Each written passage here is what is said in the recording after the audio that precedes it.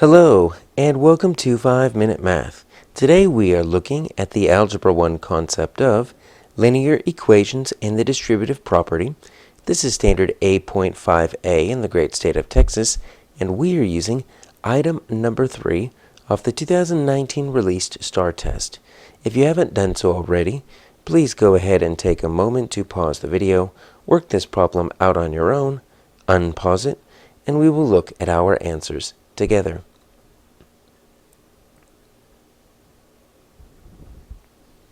So we need to find the value of x that makes this equation true. And since we do have this 1.25 on the outside of the parentheses, we are going to need to use the distributive property. Let's use our acronym here. Don't call me after midnight. That just helps me remember the 5 steps here of using the distributive property. So first, we need to distribute.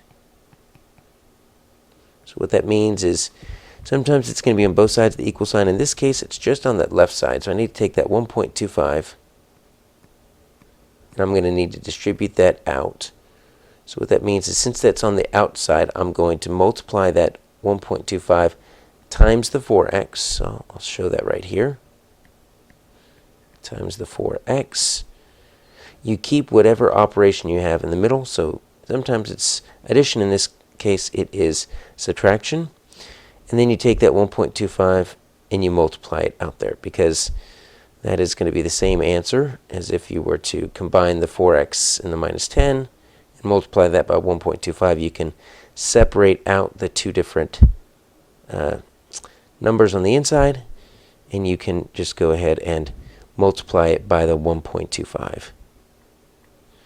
All right, so we've got this right here. So now we need to go ahead and simplify. So let's do that first. So we got the 1.25 times 4, right? So 4 times 1 is 4. 0.25 times 4 is an extra 1. 4 and 1 gives you 5. And we need to keep the x. We got 1.25 times 10. That's easy. That's 10 of those is simply going to move my decimal point over once. All right, so now we've got a simplified version of after the distribution. We need to do our next step, combine.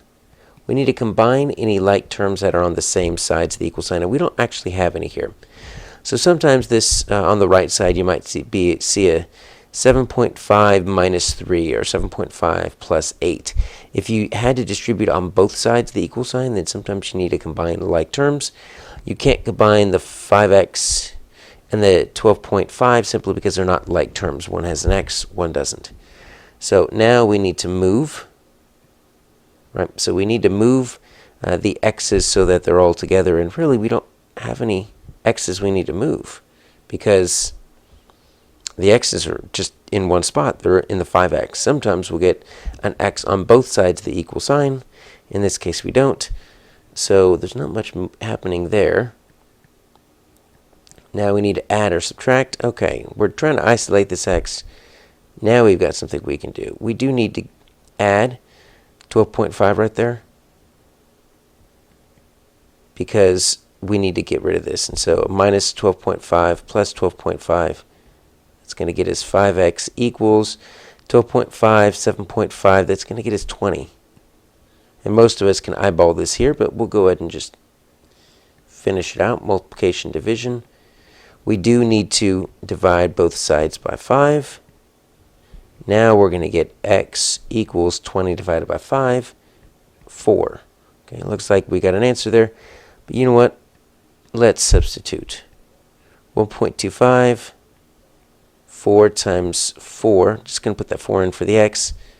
Minus 10 equals 7.5. So this is going to be 16 minus 10. That's going to be 6. So 1.25 times 6 equals 7.5. And yeah, 6 times 1 is going to get you 6.